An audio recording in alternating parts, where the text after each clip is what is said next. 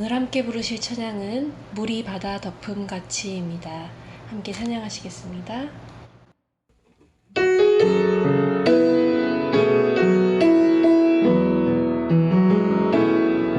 세상 모든 민족이 구원을 얻기까지 쉬지 않으시는 하나님, 주의 심장 가지고 우리 이제 일어나 주 따르게 하소서. 세상 모든 육체가 주의 영광 보도록 우릴 부르시는 하나님, 주의 손과 발 되어 세상을 치유하며 주 섬기게 하소서. 물이 바다 덮음같이 여호와의 영광을 인정하는 것이 온 세상 가득하리라. 물이 바다 덮음같이 물이 바다 덮음같이 물이 바다 덮음같이 보리라. 그날에 주의 영광 가득한 세상 우리는 듣게 되리.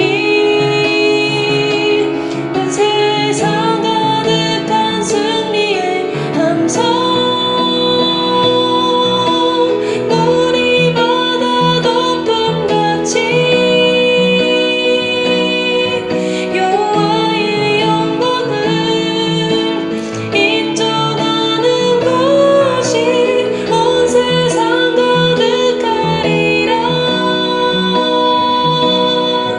물이 바다 덮음같이 물이 바다 덮음같이 물이 바다 덮음같이.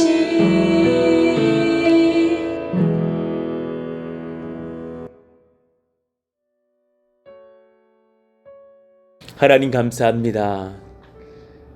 귀한 아침을 허락하여 주시고 또 어제 한 날도 붙들어 주셨다가 오늘이 귀한 새날을 허락하시며 이 예배의 자리로 초대해 주시니 감사합니다.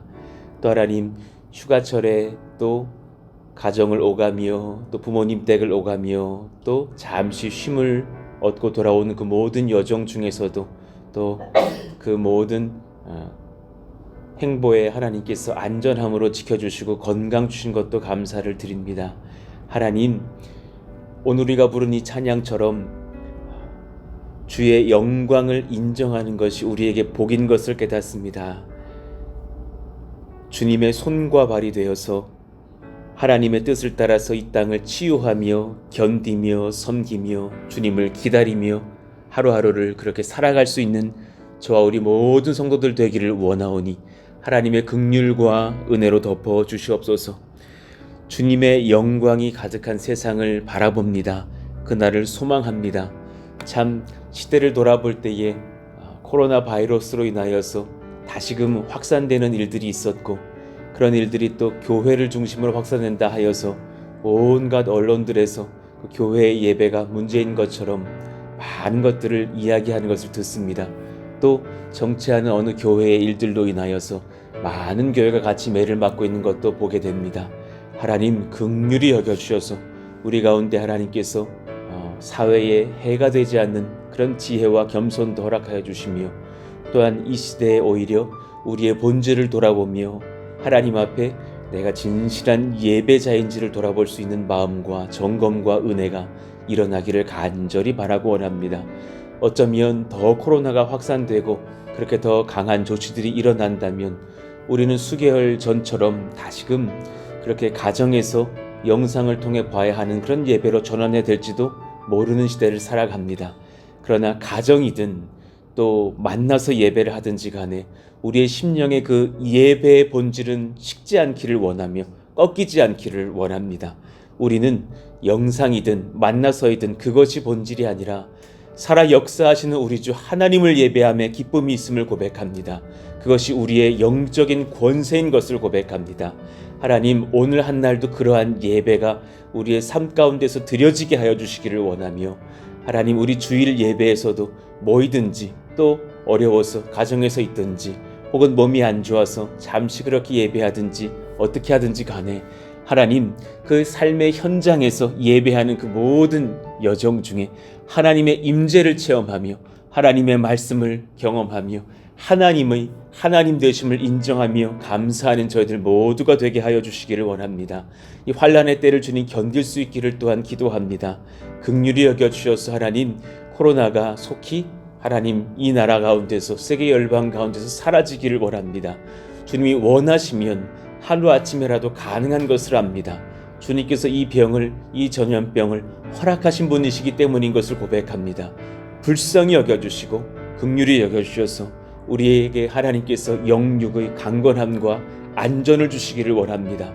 그러나 이 모든 때에 하나님 뜻을 따라 점검하며 견디며 우리의 본질과 우리의 마음을 돌아보는 복된 시간이 되게 하여 주시고, 우리가 교회를 또한 개척하면서 나가는 모든 여정 중에 하나님 앞에 정말 본질이 아닌 것들을 우리가 잘 점검하며 하나님 앞에 남겨야 될 것들을 남기면서는 그런 복된 예배자들로 주님께서 우리를 기름 부으시기를 원합니다. 오늘 또 주님 말씀을 듣기를 원합니다. 필요한 것들로 우리에게 먹이시고 입히시고 지도하여 주옵소서. 모든 것 주님께 의탁하오며 우리 주 예수님의 이름으로 기도하옵나이다. 아멘. 감사합니다.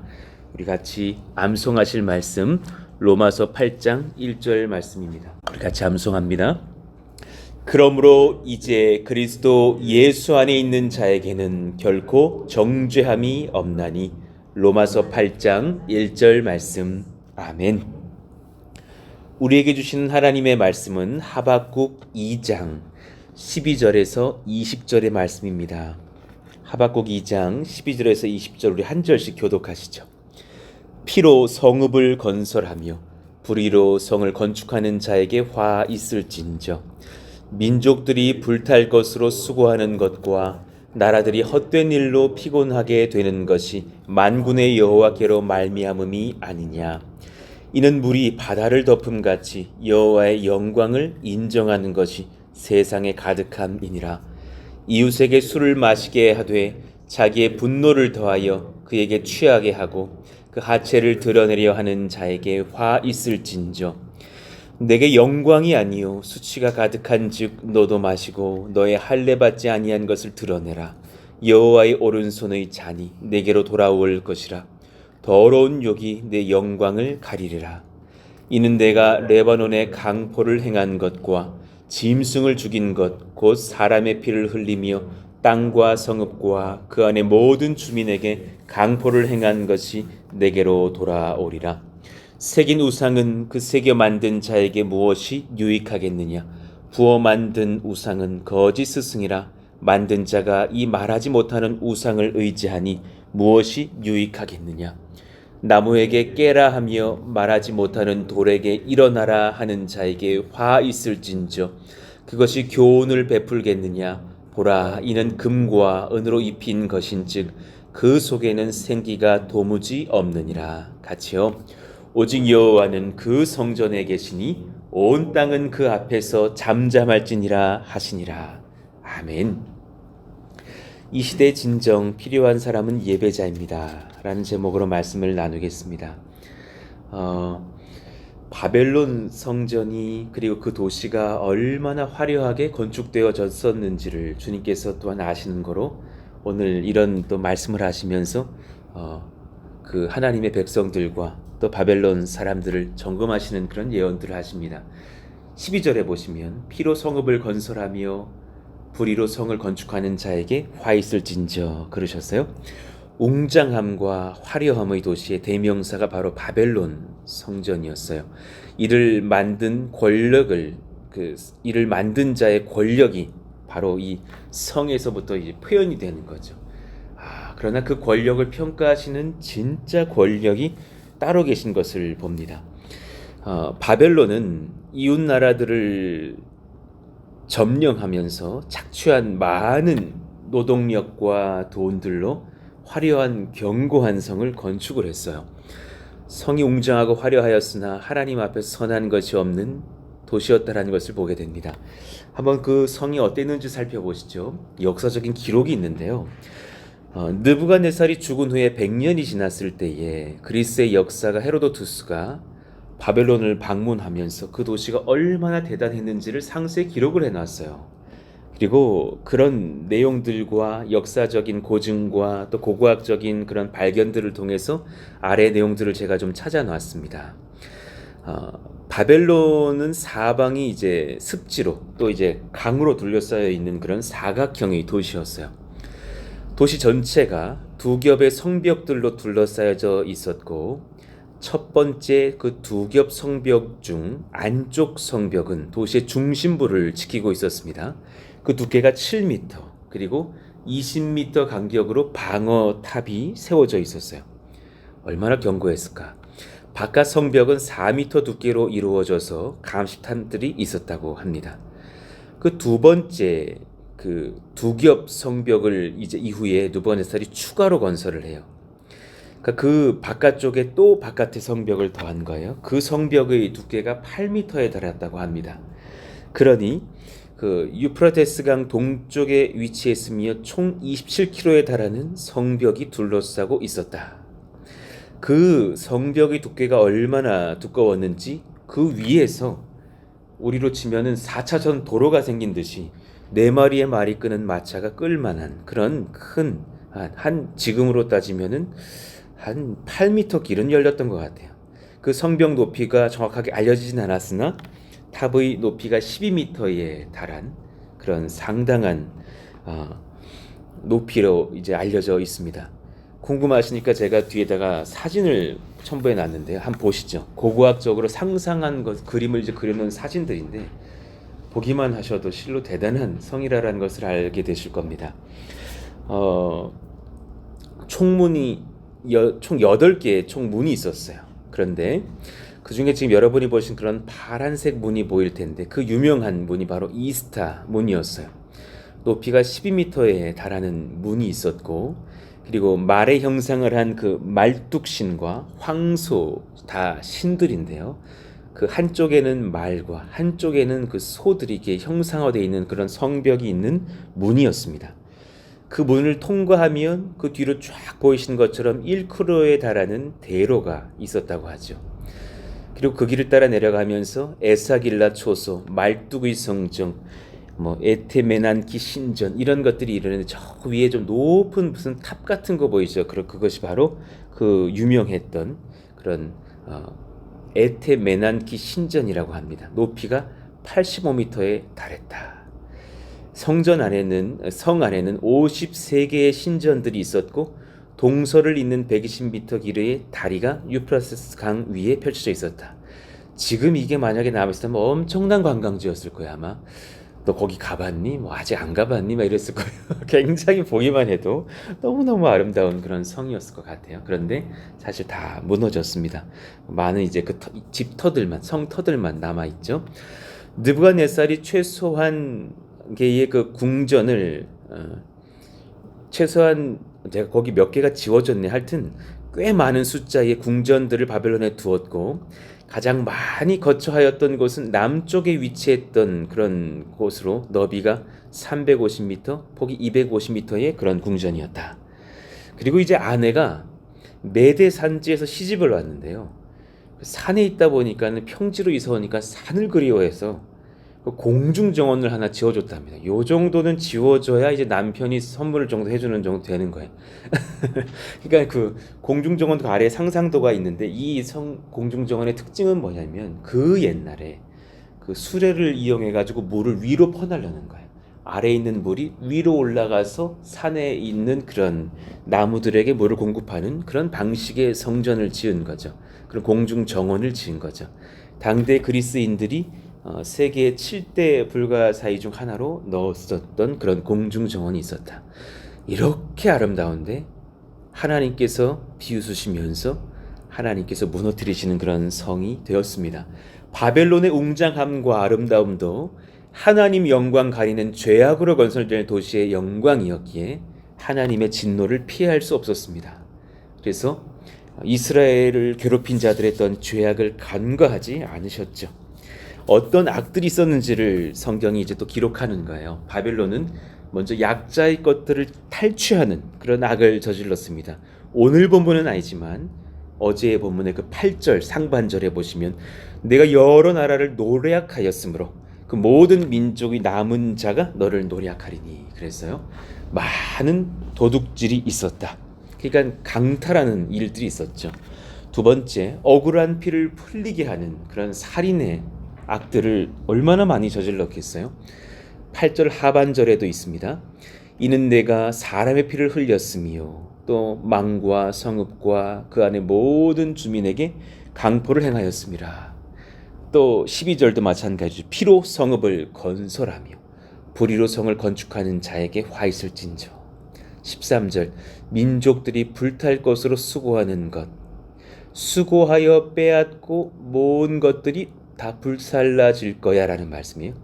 불탈 것으로 수고하는 것과 나라들이 헛된 일로 피곤하게 되는 것이 만군의 여호와께로 말미암음이 아니냐. 너가 그렇게 다 빼앗고 지었던 그런 많은 그런 재물과 성들이 다 불타고 없어지고 무너질 것이야. 이는 내가 레바논에 강포를 행한 것과 짐승을 죽인 것과 사람의 피를 흘리며 땅과 성읍과 그 안의 모든 주민에게 강포를 행한 것이 살인과 살육을 행한 것이 내게로 돌아오리라. 하나님은 살인을 싫어하십니다. 세 번째, 그들이 술을 좋아하고 더럽게 살았고 약자들을 그렇게 이용하여 성적인 범죄를 저지르며 음란한 삶들을 살았습니다. 15절 이웃에게 술을 마시게 하되 자기의 분노를 더하여 그에게 취하게 하고 그 하체를 드러내려 하는 자에게 화 있을진저. 그러니 여성들을 취하고 그들에게 술을 먹이고 강간을 하고 이런 악한 일들을 행하는 자들에게 화 있을진저. 또 음란한 삶들을 사는 자들에게 네게 영광이 아니요 수치가 가득한즉 너도 마시고 너의 할례 받지 아니하는 것을 드러내라. 너도 그 수치를 동일하게 당할 것이라. 여호와의 오른손의 잔이 내게로 돌아올 것이라. 더러운 욕이 내 영광을 가리리라. 아주 무서운 경고를 하셨어요. 그들의 삶 중심에는 더욱이나 우상 숭배가 있었어요. 하나님을 업신여기면서 수많은 신전들을 건설했던 그런 나라였어요. 새긴 우상은 그 소와 말들의 신들을 섬기면서 새겨 만든 자에게 무엇이 유익하겠느냐. 부어 만든 우상은 거짓 스승이라. 만든 자가 이 말하지 못하는 우상을 의지하니 무엇이 유익하겠느냐. 나무에게 깨라 하며 나무를 조각하여서 섬기면서 말하지 못하는 돌에게 일어나라 하는 자, 우상 숭배를 말하는 것이죠. 그런 자들에게 화 있을진저.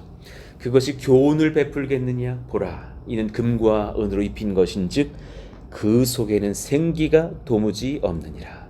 금과 음으로 입혀서 이야 화려하게 보일지는 모르겠으나 그런 것은 다 죽은 것들이 아니냐. 하나님께서 이런 죄들을 지적하시면서 이 성을 하나님께서 반드시 벌하실 것이라 말하신다라는 거예요. 점검을 해보시죠. 바벨론에서 이스라엘 백성들은 굉장히 어리석은 자로 취급당했을 것 같아요. 사로잡혀 와서 노예처럼 살아가던 자들, 그리고 또 하나님을 믿는다 하면서 신앙을 지키지만 전쟁에 패했던 그런 나약한 모습들을 보여줬던 사람들로 여겨졌겠죠. 그러나 하나님께서는 그때나 지금이나 하나님 자신의 영광을 인정하는 자들을 찾으십니다. 화려한 것을 갖췄느냐, 너가 이 세상에서 다른 누구보다 더 승리를 쟁취했느냐, 이것이 본질이 아니라 하나님 자신의 영광을 인정하는 자들을 그때나 지금이나 찾으시는 줄로 압니다. 하나님의 나라의 영광을 또한 하나님의 때에 회복하십니다. 가장 근본된 마음의 점검이 우리 가운데 있기를 원합니다. 이 하박국서를 만나면서 또 제 마음 가운데 깊은 점검과 회개를 또 주시는 것들을 많이 느끼고, 때로 또 이 코로나의 시기에 이 말씀을 받는 것이 참 복인 것으로 깨닫게 돼요. 우리는 가장 먼저 주 앞에서 잠잠하고 겸손하여야 한다고 생각합니다. 여러분, 주님 앞에서, 그 주님의 임재 앞에서 부디 겸손하시기를 축원합니다. 참으로 귀한 것입니다. 하나님 앞에서 하나님을 인정하며 겸손하십시다. 주님 앞에서 우리 정말 아무것도 아닙니다. 사실 그냥 나승입니다. 아무것도 아닙니다. 하나님을 인정하시고 뒤로 물러나는 지혜가 필요합니다. 개척교회를 섬기면서 깨닫습니다. 진짜 복된 사역자가 되는 길이 뭔가? 한 걸음 뒤로 물러서는 겁니다. 하나님이 하시도록 내가 빠지는 것입니다. 정말 필요한 것을 많이 느낍니다. 그런 설교 준비로 저를 많이 이끄시는 것을 보고, 그런 기도의 자리로 많이 이끄시는 것을 봅니다. 성령 충만한 찬양 인도자가 되기를 원하십니까? 어떤 분에게, 또 어떤 청년에게, 그렇다면 또 어떤 분에게 그런 또 섬김의 길들을 원하시는 성도의 길들이 있으십니까? 진실로 겸손하십시오. 그것이 가장 우선입니다. 우리 사랑하시는 전도사님들에게 권면합니다. 진실로 겸손하십시오. 한두 번 설교 잘했다고 마음에 우쭐할 필요도 없거니와, 또 한두 번 설교를 못했다고 우울병에 걸릴 필요도 없거니와, 그 증상이 다 무엇입니까? 다 자기에게 관심이 있기 때문입니다. 그것이 본질은 아닙니다. 부디 겸손하시고 하나님 앞에서 하나님을 인정하는 지혜가 필요합니다. 20절의 말씀이, 우리 같이 읽어봐요. 시작. 오직 여호와는 그 성전에 계시니 온 땅은 그 앞에서 잠잠할지니라 하시니라. 할렐루야. 참으로 아멘입니다. 그냥 주님은 그 탁월하신 하나님의 임재와 현현으로 그 성전에 와 계십니다. 온 땅은 그 앞에서 잠잠할 필요가 있습니다. 하나님의 말씀입니다. 귀 있는 자들은 들을지어다. 이것이 제가 동그라미 1번이 아니라 0번으로 써놨습니다. 이것이 근본입니다. 이것이 기초가 되어야 합니다. 영적 박해의 때에 분별하며 견뎌야 합니다. 지금 하박국 선지자가 1장 13, 14절에서 물었기 때문에 이 말씀들이 이어지고 있는 거예요. 하나님, 왜 이렇게 환란이 지속됩니까? 왜 저렇게 악한 그런 바벨론의 권력은 승승장구합니까? 그런 질문 속에서 이렇게 하나님의 말씀이 임하는 거였어요. 지금 우리가 때로는 영적 박해의 때를 경험하고 있다고 저는 여겨져요. 코로나 바이러스의 재확산이 있었어요. 그래서 교회에서 예배를 드리고 온 사람들이 어리석은 자들로 여겨지는 시대를 살아가요. 어제 사실 참 불쾌한 거예요. 하루 종일 모든 뉴스를 들어보면 다 교회. 그냥 다 교회. 무슨 교회가 무슨 이단이야. 그리고 사실은 제가 웬만한 교회 이렇게 흠내지 않지만은 그 정치하는 교회 목사와 그 교회 성도들이에요. 사실은 정상 범주의 교회라고 보기는 사실상 어렵습니다. 제가 어떤 그런 보수층을 또 폄하하면서 얘기하는 것은 아니지만, 하나님의 긍휼이 임하기를 원하는 그런 교회의 모습들을 또한 우리가 보고 있으나, 여러분, 이때에 우리가 무엇을 점검해야 될까? 지금 다른 종교는 거의 언급이 되지를 않아요. 오직 기독교가 언급이 돼요. 어제 어떤 기자가 이런 말을 하는 거예요. 기독교는 다른 그런 예배를 드리는 불교나 카톨릭과는 달리 여러 교단으로 나누어져 있어서 통제가 어렵기 때문에 더욱 예배를 제한해야 한다라는 말을 하는 것을 들었어요. 이 말이 맞습니까? 알지도 못하면서 하는 사실은 그런 말들이에요. 사실 우리가 예배를 통제받을 수 없게 되는 이유는 기독교의 생명은 예배이기 때문이잖아요. 예배는 정말 중요한 가치죠. 한두 교회의 어려움을 두고서 모든 교회의 문제를 언급하는 것도 아프고, 또한 이 최근에 한 수백 명에 달하는 또한 그런 확진자들이 교회에서 상당수 배출했던 것도 너무나 안타까운 상황인 거예요. 그러니 우리가 무엇을 점검해 봐야 될까? 지금 저는 그런 교회의 소수 몇몇의 교회들의 그런 전염병 확산이 큰 문제가 아니다라고 말하는 것이 아니에요. 어쩌면 이 일들이 더 확산되어져서 지금 전국적으로 퍼지고 있는 거로 우리의 예배의 문이 또 막히게 될지도 모르겠어요. 그러나 그때에 더욱더 점검해야 될 것이 있어요. 그것은 무엇이냐면, 우리의 처지 잠깐 있고, 우리의 상황 잠깐 있고, 우리 교회와 소위 성도라는 우리들이 그렇게 문매를 맞는 것을 잠깐 잊어버리고 단독자로 서신 하나님 앞에서 나를 좀 비춰보면서 내가 진실로 예배자인가? 가정에 계신 주부들로서는 내가 진짜 예배자인가? 목회를 하는 목사들로서는 내가 정말 목사 타이틀 잠깐 내려놓고 예배자인가? 우리 사랑하시는 직장인들은 직장에서의 어려움과 또 성도로서의 어려움 여러 가지 있는 거 잠깐 내려놓고 나는 정말 성전에 임하고 계신 하나님 앞에서 잠잠하게 머리를 조아리는 예배자인가 점검할 필요가 있는 것이죠.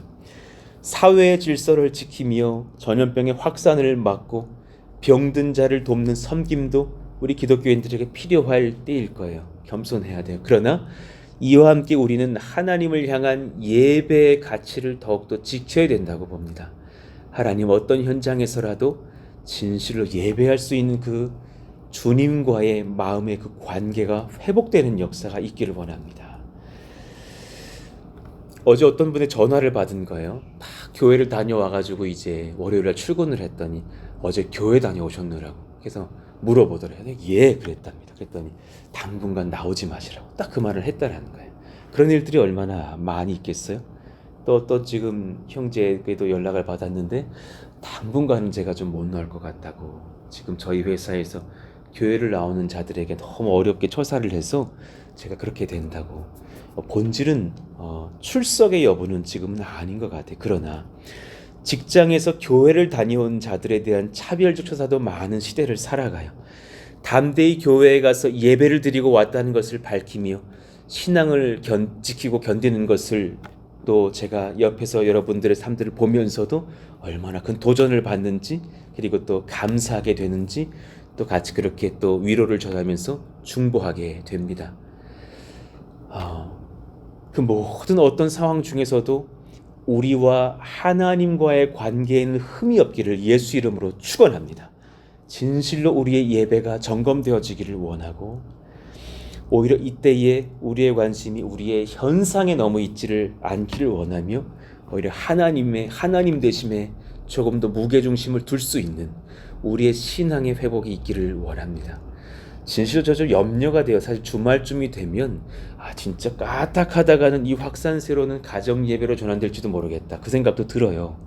그러나 본질이 그것인 것이 아닌 거로 우리의 심령의 예배의 가치가 진짜 흔들리지 않는 그런 성령의 역사가 일어나는 각자의 그 예배의 마음들이 일어나게 하여 주시옵소서. 또 하나님 우리의 가정이 그렇게 예배하게 하여 주시옵소서. 우리의 교회가 모이기 힘쓰는 그런 시기에서의 상황이라면 또 모이기 힘쓰는 예배를 지키게 하여 주시옵소서. 모든 전 인류의 상황을 일으키시고 역사하시는 창조주, 구속주이신 하나님께 우리가 예배하고 있는 거예요. 여러분 잊으시면 안 돼요. 지금 이 코로나 바이러스를 일으켜 내신 분이 하나님이셔. 이거 헷갈리시면 안 되는 거예요. 어쩌다가 운이 없어가지고 아이고 하나님도 막지 못하시는 코로나가 터진 게 아니에요. 하나님께서 우리의 본질을 점검하시려고 이 시대를 살아가게 하시는 거예요. 우리도 또 다른 이 시대의 하박국들인 거예요. 우리의 삶의 무기가 한 가지가 있어 눈에 보이지 않는 우리 심령이 있는 거예요. 성령이 역사하시는 그것 한 가지 신앙인 줄로 믿습니다. 신앙 곧 하나님 알기에 그분 앞에서 내 마음과 언행을 지키는 진정성이라고 저는 생각해요. 하나님을 알기에 그분 앞에서 내 마음과 언행을 지키는 진정성. 성령이 물으십니다. 여러분 그 진정성을 다하고 계십니까? 예, 그런 줄 믿습니다. 감사합니다. 그 신앙 잘 지켜가는 우리가 되기를 원하십니다. 여호와의 영광이 풍성하심을 인정하는 신앙이에요. 여러분 그것 한 가지예요. 지금 아까 제가 한 1분 전에 했던 그 말씀이 기억나십니까? 이 상황에 너무 집중하지 마셨으면 좋겠어요. 상황 우리 다 파악했잖아요. 알잖아요. 그러나 이때 여호와의 영광에 집중할 수 있는 시선을 가진 자들을 주님이 찾으실 거라는 말씀이에요. 14절 우리 같이 한번 읽어봐요. 오늘 말씀의 본질일 텐데요. 시작. 이는 물이 바다를 덮음같이 여호와의 영광을 인정하는 것이 세상에 가득함이니라. 할렐루야. 제가 한번 다시 읽을게요. 이는 물이 바다를 덮음같이 여호와의 영광을 인정하는 것이 세상에 가득함이라. 여호와의 영광을 인정하는 것이 그것이 본질이라는 거예요. 여호와의 영광이라고 하는 그 영광은 지금 뭐 쉐카이나 이렇게 쓰이지 않았어요. 뭐 어떤 글로리의 단어로 쓰인 것이 아니라 카보드라는 단어로 쓰여서 여호와의 풍부하심, 여호와가 대세이심, 여호와의 권세가 무한하심, 여호와의 영예가 가득하심, 여호와의 그 풍성하신 영광을 인정하느니 그 부부간의 삶 속에서의 표현으로 쓴다라는 그 야다로 쓰인 것, 여호와의 풍성하심을 관계적으로 깊이 알고 인정하는 것이 이 성도들에게 필요하다. 세상에 가득함이니라. 이것을 하나님이 원하신다라는 거예요. 지금 이 코로나의 시대에 온갖 기자들이 그냥 말만 열면 교회, 저 쓸데없는 교회, 저 무식한 기독교인, 저 어설픈 예배. 이 환란의 때를 살아가지만 이때에 여호와의 풍성하심을 관계적으로 깊이 알고 인정하는 것이 우리 가운데 필요하다라는 것을 하나님께서 말씀하십니다. 하나님, 우리가 이 시대에 오히려 그것에 관심을 갖고, 물론 그러면서 우리가 또 다른 그런 어떤 교회의 모습처럼 무자비하고 무책임하자라는 것은 절대 아니죠. 하나님 앞에 더 책임지면서 이웃들을 돌봐야겠죠. 그러나 그 와중에서도 하나님께 관심을 둘 수 있겠는가? 하나님의 가장 크신 분임을 인정하는 삶의 고백이 바로 여호와의 영광을 인정하는 신앙입니다. 여러분의 직장의 생활 중에 하나님께서 가장 크심을 인정하십시오. 여러분의 가정에서, 여러분의 부부관계에서, 여러분의 가정에서, 여러분의 기도 제목에서, 여러분의 후대들을 위한 중보와 자녀들을 향한 기도 중에서 그분이 결코 작지 않으십니다. 이 세상을 자신의 뜻대로 이끄시려고 이유는 다 알지 못하나 세상의 온갖 지금 기후의 재난들과 여러 환란들과 코로나 바이러스를 일으켜 내신 분도 하나님이심을 인정하시기를 원합니다. 하나님이 허락하지 않으셨다면 코로나 바이러스 한 마리도 못 일어납니다. 불가능한 일입니다. 주되심을 인정해야 합니다. 바벨론의 저 아름답던 영광이 이제는 폐허가 되어서 고고학으로 발굴되어야만 조금 나올 정도입니다. 이집트를 괴롭히던 온갖 재앙들이 있었죠. 피계, 입학, 도금의 흡장, 그렇잖아요. 그 뭐 피, 개구리, 이, 파리, 악질, 독종 뭐 이런 것들, 온갖 재앙들을 그냥 바벨 그 이집트의 점성술가들과 지혜로운 자들이 막지를 못해요. 그런데 하나님께서 모세의 기도를 들으시고 사라지게 하시면 그날로 싹 사라지는 거예요. 하나님께서 때가 됐을 때 코로나도 종식해 주시는 줄로 믿습니다. 반드시 그렇게 하실 것입니다.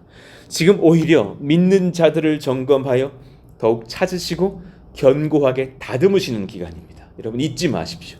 지금 교회의 출결의 문제가 아니라 화려하고 웅장한 교회에 우리가 얼마나 많이 모이느냐가 본질도 아니에요. 180여 교회가 도산하였다. 그것이 하나님이 원하시는 거였다라면 우리는 새겨듣고 마음을 점검해 봐야 되는 거예요. 건축을 앞두고 준비하는 저희들의 마음에도 점검이 필요한 거예요. 본질은 그런 것들은 아닐 것이다.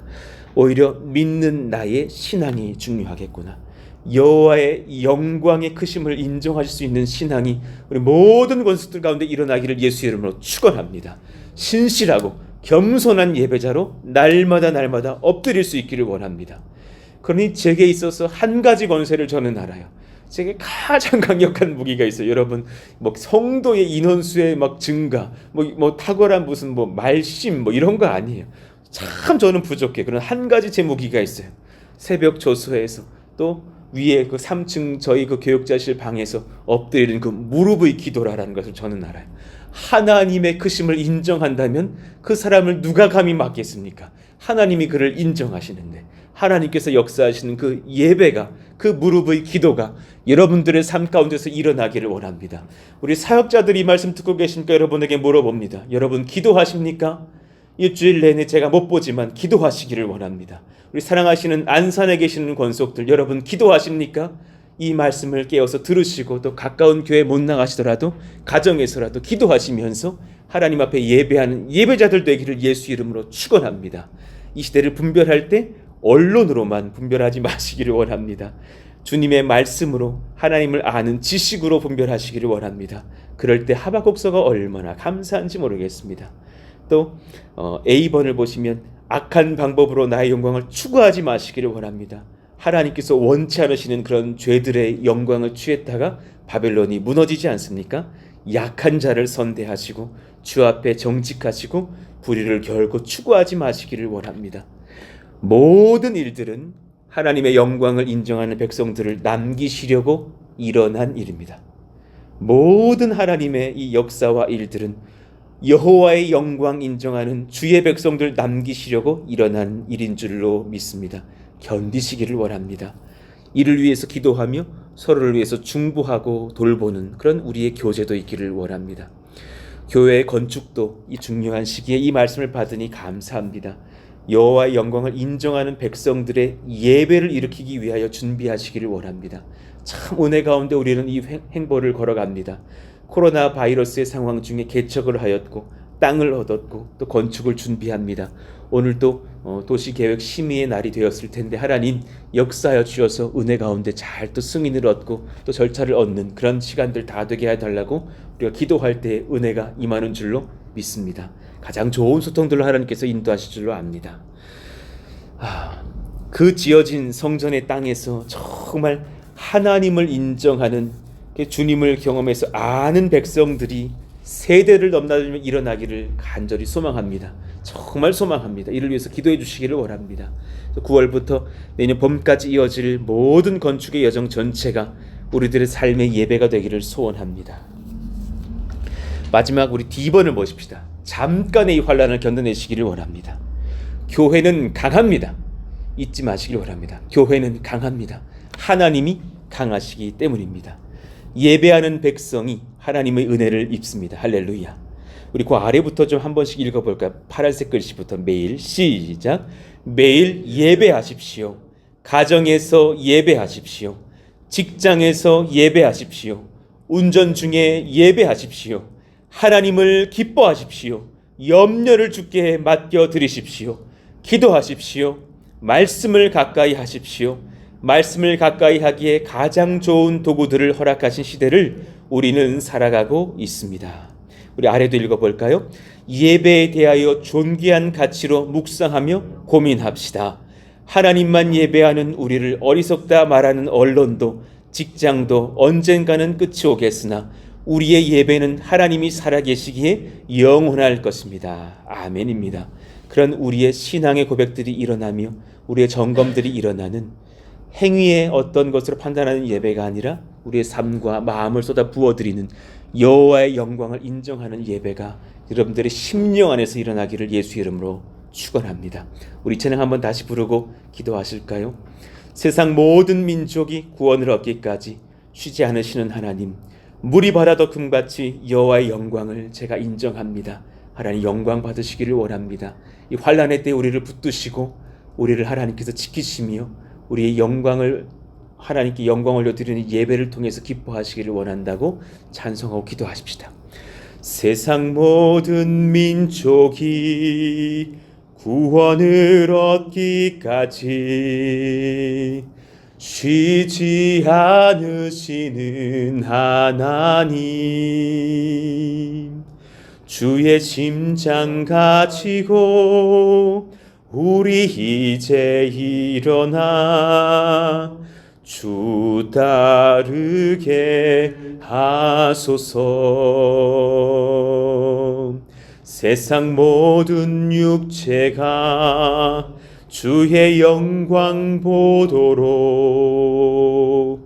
우릴 부르시는 하나님, 주의 손과 발 되어 세상을 치유하며 주 섬기게 하소서. 물이 바다 덮음같이 물이 바다 덮음같이 여호와의 영광을 인정하는 것이 온 세상 가득하리라. 물이 바다 덮음같이 물이 바다 덮음같이 물이 바다 덮음같이. 아멘. 오늘 말씀을 기억하시면서 우리 부른 이 찬양처럼 하나님, 내 본질이, 내 영혼이 하나님 앞에 활짝 열려서 예배자로 서는 그런 때를 살아드리기를 원합니다. 예배를 기자들이 언급하면서 막으려고 합니다. 예, 알겠습니다. 이해합니다. 그러나 그럴 때일수록 우리의 마음의 예배가 더욱 열리기를 원합니다. 주님은 어느 곳에 나와서 그 예배 드리는 것을 인정하시는 것이 아니라 어디서라도 곧 이때를 하신 주님께서 영과 진리로 예배할 수 있게 하셨으니, 그렇습니다. 주님, 우리가 그렇게 예배하기를 원한다고. 하나님, 오늘 하루 종일 우리가 무시로 기도하며 주님 앞에 예배자로 서기를 원합니다. 설거지 하다가도 기도하고, 버스에서도 기도하고, 운전 중에도 기도하고, 직장에서 잠깐 쉴 때도 기도하면서 하나님의 영광 보기를 원한다고. 하나님, 우리를 통해서 위로 얻으시기를 원합니다. 여호와 영광을 인정하는 백성들이 있사오니 영광 받아 주시옵소서. 그런 은혜의 현장들을 살아가게 해달라고, 또 견디면서 애쓰고 수고하시는 우리 살아가신 성도들을 주님께서 위로하시고 지켜보호하여 주시도록. 하나님, 어떤 사람들은, 하나님 어떤 성도님들은 직장에서 나오지 말라고 말을 들었다니 얼마나 마음이 아프시겠어요? 하나님, 긍휼히 여겨주십시오. 그 사랑하시는 권속들을 위로하시고 오히려 살 길을 여시며 칭찬하시며 새 길을 여시기를 원합니다. 하나님, 이 나라를 긍휼히 여기시고, 하나님 우리 조국교회를 긍휼히 여기시고, 우리 교회 모든 건축의 현장들도 하나님께서 합당한 하나님의 은혜의 길로만 인도하여 주옵소서. 여호와의 영광을 인정하는 우리 푸른수동산 교회 우리 모든 권속들 다 되게 하여 달라고 우리 같이 한번 주여 부르짖고 기도합니다. 주여! 하나님 감사합니다. 하나님 감사하고 감사합니다. 그리고 하나님 또한 송구하고 죄송합니다.